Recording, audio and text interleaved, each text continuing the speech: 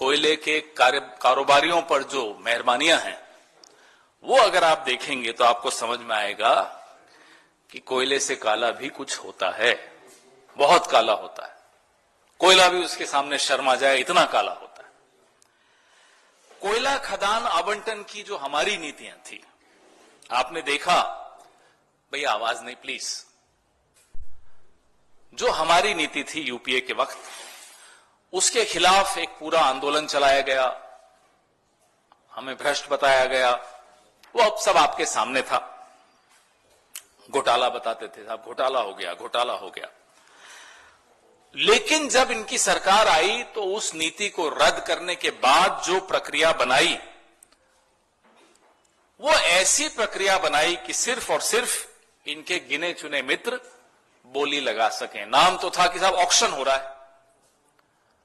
Auction के नाम पे ऐसा व्यूह रचना रची गई कि सिर्फ इनके काबिल दोस्त उन खदानों को ले पाए। क्या किया मैं आपको बताता हूं। पहले क्या होता था कि कोयला खदान जो एंड यूजर है वो लेते थे। एंड यूजर कौन? सीमेंट, स्टील, पावर, जो बिजली बनाते हैं। सरकार ने आकर कहा कि नहीं साहब, एंड यूजर्स की अलग अलग श्रेणी बना देते। तो अगर विनीत जी पावर सेक्टर में हैं तो ये सिर्फ पावर सेक्टर के लिए यही बोली लगाएंगे, ये खदान में मैं सीमेंट वाला नहीं लगा सकता उसमें। और अगर मैं सीमेंट का काम करता हूं तो ये खदान में सिर्फ सीमेंट वाले बोली लगाएंगे, पावर वाला नहीं लगा सकता। और बड़ी वाहवाही लूटी इन्होंने, साहब हमने तो बड़ा कमाल कर दिया, ऐसी पारदर्शी स्कीम ले आए, ऐसा ऑक्शन की बोली लगेगी कि इसमें कहीं कुछ घपला हो ही नहीं सकता। लेकिन क्या हुआ, जो ऑक्शन हुई उसमें से 11 ब्लॉक्स ऐसे थे जिसमें औने पौने दाम पर कार्टेलाइजेशन होकर उस पर बोली लगी और वो चले गए। उसमें क्या हुआ नुकसान? उसमें सरकार को जितना राजस्व प्राप्त होना चाहिए था, जो यूपीए के वक्त होता था, उससे कहीं कम राजस्व मिला। और इन 11 ब्लॉक्स के विषय में सीएजी ने लिखा। सीएजी की रिपोर्ट्स, एक म्यूजियम बनाना चाहिए। सीएजी की जहां बिल्डिंग है ना, वहां एक संग्रहालय होना चाहिए, क्योंकि अब वो रिपोर्ट सिर्फ संग्रहालय में ही रहती हैं, संसद में नहीं आती और मीडिया में तो बिल्कुल नहीं आती। तो जो सीएजी नाम का संग्रहालय है, द म्यूजियम ऑफ सीएजी, वहां से ये रिपोर्ट आई कि 11 ब्लॉक्स में शेल कंपनीज बनाकर घपला हुआ, घोटाला हुआ, गलत हुआ। बात यहीं नहीं रुकती, बात और आगे बढ़ती है कि इससे भी पहले, सीएजी रिपोर्ट तो बाद में आई, इसी पार्टी के 2 सांसद, एक श्री आर.के. सिंह और दूसरे श्री राजीव चंद्रशेखर, पत्र लिखकर, ये पत्र रहा, आगाह करते हैं सरकार को कि साहब ये जो नीति है, एंड यूजर का जो आपने श्रेणी बना दी कि इस श्रेणी के लोग इस ब्लॉक पे बोली लगा पाएंगे, इससे भ्रष्टाचार होगा, इससे घपले होंगे, इससे घोटाले होंगे। ये वो चिट्ठियां हैं जो विनीत जी आपको देंगे। उस वक्त के मंत्रियों को भी लिखी, प्रधानमंत्री को भी इन्होंने मार्क की ये चिट्ठी। इसका क्या नतीजा निकला? इसका नतीजा ये निकला, ये दोनों मंत्री बन गए, प्रमोशन हो गई, प्रमोशन हो गई और चुप हो गए। तो आप देखिए कि भ्रष्टाचार 2 तरह से होता है। एक, जो आवाज उठाता है उसकी आवाज बंद करने के लिए उसको प्रमोट कर दिया जाता है, और दूसरा, तुम मुझे चंदा दो मैं तुम्हें कोयला दूंगा।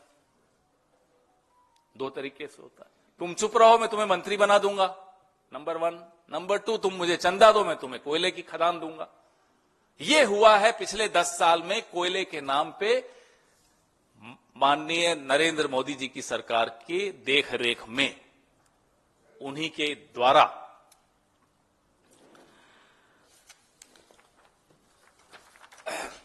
जब सीएजी ने 11 ब्लॉक्स की धांधली के बारे में बताया और यह कहा कि सरकार को जितना राजस्व मिलना चाहिए उतना नहीं मिल रहा, पीयूष गोयल जी ने संसद में 4 ब्लॉक्स के बारे में स्वीकारा कि यहां इसमें कुछ गड़बड़ हुई। 11 पे कुछ नहीं बोले, चुप रहे। नीतियों में फिर परिवर्तन ली। 2015 में जो नीति आई, 2020-21 में आते आते फिर उसमें परिवर्तन। बोले साहब ये जो है श्रेणी बनाकर जो किया ये गलत हो रहा है। हर बार वाहवाही बटोरेंगे, हर बार चंदा बटोरेंगे और फिर बाद में चुपचाप से नीति बदल देंगे कि साहब हमने शायद गलत कर दिया, और पर्दा डला रहेगा। क्योंकि सीएजी संग्रहालय से कुछ आता है तो आप लोगों तक नहीं पहुंचता, और आप लोगों तक पहुंचता है तो हम लोगों तक नहीं पहुंचता, और हम लोगों तक पहुंचता है तो दर्शकों तक नहीं पहुंच पाता। तो यह स्थिति आज इस देश की हो रही है। 2 शौक हैं हमारे प्रधानमंत्री जी के, हवाई यात्रा करना और हवाई बातें करना। तो जिस व्यक्ति, जो दोस्त जिनके हवाई जहाजों में हमने इनकी कई चित्र देखे हैं, प्रधानमंत्री बनने से पहले, प्रधानमंत्री बनने के दौरान, उसके बाद तो अपने 2 अच्छे विमान आ गए प्रधानमंत्री बनने के बाद, तो उससे पहले तक का तो बता सकते हैं। उस दोस्त को आपने एयरपोर्ट्स दिए, कोयले की खदानें दी।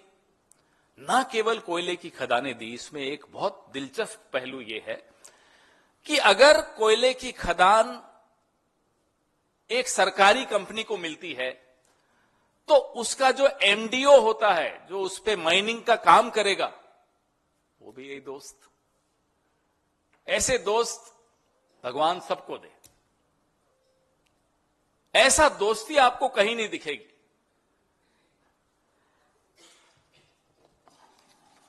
आज तक अडवाणी जी कंफ्यूज हैं कि वाकई भारत रत्न उन्हीं को मिल रहा था या कहीं और जाना था, गलती से आ गया।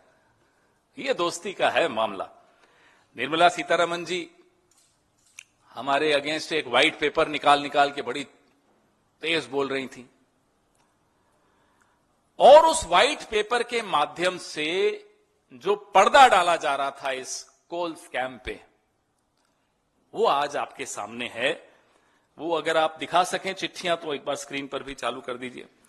सीएजी रिपोर्ट ने भी बेनकाब किया, इन चिट्ठियों ने भी बेनकाब किया, और हम मोदी सरकार से कुछ सवाल पूछना चाहते हैं कि जब आपके ही नेता घोर भ्रष्टाचार, धांधली, कार्टेलाइजेशन, जिसको क्या कहते हैं, शायद गुटबाजी के आरोपों को जब आपके सामने वो लाए पत्र के माध्यम से, तो आपने उन्हें नजरअंदाज क्यों किया? और इन दोनों सांसदों से जो आप आज मंत्री हैं, इनसे भी यह जानना चाहते हैं कि आप मंत्री बन गए तो उसके बाद चुप क्यों हो गए? क्यों नहीं अब फिर से इस मुद्दे को आपने उठाया? बार बार क्यों नहीं उठाया? संविधान की शपथ तो आपने भी ली थी, मंत्री बने चुप हो गए। और जो कानून, जो संशोधन 2015 में कोयले की खदान की नीलामी के लिए जो लाया गया था, उसमें फिर परिवर्तन क्यों किया? अगर वो सही था तो परिवर्तन क्यों किया? और नियमों में फेरबदल करके एमडीओ वाला जो आप क्लॉज लाए, वो किसको उपकृत करने के लिए लाए? सबसे ज्यादा लाभ उसमें किसको हुआ? हम मोदी सरकार से ही जानना चाहते हैं। ऐसा प्रावधान कि 2 ऐसी खदानें जो रद्द हो गई, जिसका आवंटन रद्द हो गया, और जब वो आवंटन फिर से हुआ, एमडीओ वही रहेगा जो पहले था। कभी हुआ ऐसा? इनको खदान मिली, इनसे वापस ले ली गई, फिर किसी और को मिली, लेकिन एमडीओ का काम जो मुझे पहले मिला था मैं ही करता रहूंगा। क्यों? क्योंकि मैं दोस्त हूं। तो ये दोस्ती के उदाहरण मैं आपको दे रहा हूं कि ये कैसे उन्हें बचाते हैं, आगे बढ़ाते हैं, पनपाते हैं। ये एक बहुत बड़ा स्कैंडल है, बहुत बड़ा स्कैम है। और इसमें ये जो पत्र हैं जो आपको दिखाए आपने, ये पत्र जो आपको दिखाए हैं, आपको दे भी रहे हैं, आप ही जैसे कुछ साथी हैं रिपोर्टर्स कलेक्टिव वाले जिन्होंने ये निकाले हैं, और पत्रकारिता में एक अच्छा उदाहरण भी पेश किया है कि आज भी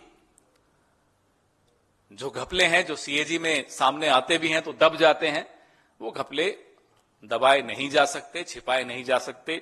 आने वाले कुछ महीने और आने वाले कुछ साल इस पूरे गैंग के लिए, ये गैंग चल रहा है, अच्छे नहीं होने वाले। हम आपको बस इतना बता सकते हैं, क्योंकि ईडी और सीबीआई और इनकम टैक्स का कैसे उपयोग करना है ये हम जानते हैं, दुरुपयोग भले ना भी कर सके। सरकार में आने दीजिए, फिर दिखाते हैं आपको। आपके सवाल।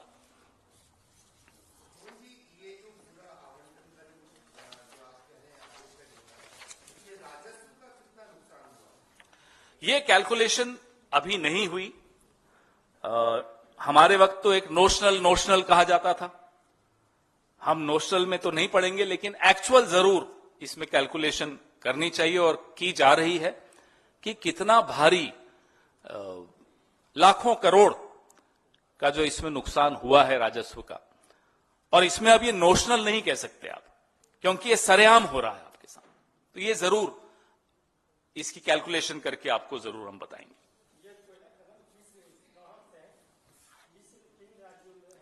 ये राजस्थान, छत्तीसगढ़, अलग अलग राज्यों में है, कोई एक राज्य नहीं है, 2-3 राज्यों में है।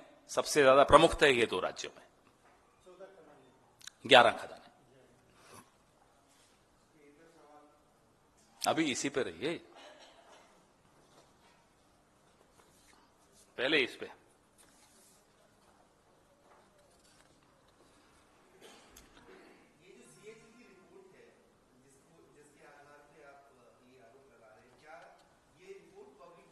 है संसद में तो आप जानते हैं क्या होता है, कितनी रिपोर्ट्स पेश होती हैं, उस पर चर्चा होने नहीं दी जाती। पहले ही आप संसद, ट्रेजरी बेंचेस संसद को डिसरप्ट कर देती है, हमें बाहर निकाल देती है, संसद चलने नहीं देती। आप समझ में आ रहा होगा आपको क्यों नहीं चलने देती।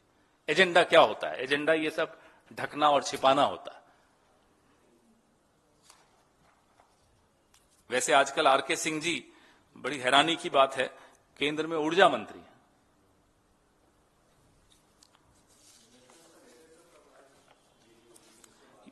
ये लेटर तो 2014 4 दिसंबर का है,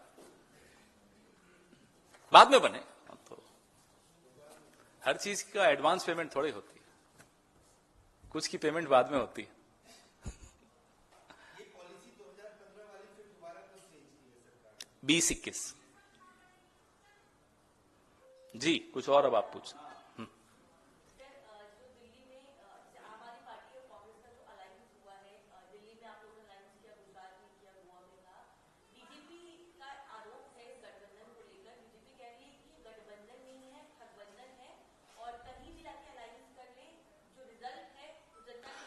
देखिए साहब, बीजेपी को मतलब क्या हमारे गठबंधन से? जो बीजेपी और एकनाथ शिंदे में गठबंधन चल रहा है बंदूक की नोक पर, पहले उसको देख लें, अपना गठबंधन संभालें। हमारे गठबंधन की तरफ क्यों देख रहे हैं?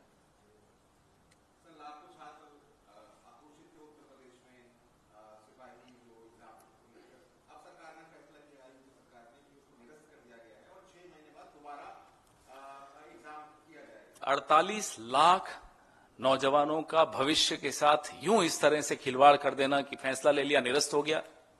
नुकसान किसको हुआ? नुकसान तो उन्हीं लोगों को हुआ जो इतने सालों से इंतजार कर रहे थे कि परीक्षा हो। उन्होंने पैसे जमा कराए, उन्होंने तैयारी की, उन्होंने इतना समय अपना लगाया उस पे। उसके बाद अब आप कह रहे हैं साहब माफ करना, हम पेपर ठीक नहीं करवा पाए, लीक हो गया, अब फिर से करेंगे।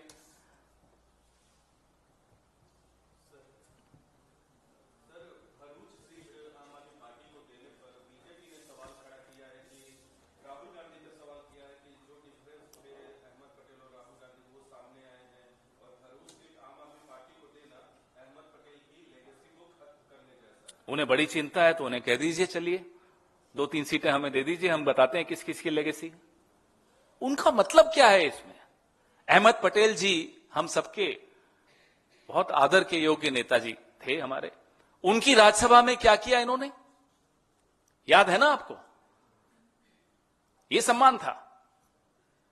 तो इनको कहिए कि अपनी पार्टी संभालें, हमारे यहां दखलंदाजी ना करें। और जिस तरह से तुरंत रिएक्शन आने लगा बीजेपी का हमारा गठबंधन होते ही, उससे समझ में आता है कि कितने घबराए हुए हैं, कितने नर्वस हैं। आनन फानन में सब स्टेटमेंट्स दे रहे हैं। क्यों? आप तो 400 पार वाले हो, अपने आप को 400 पार मानते हो। जो 400 पार वाला होता है उसमें इतनी नर्वसनेस दिखती है कभी?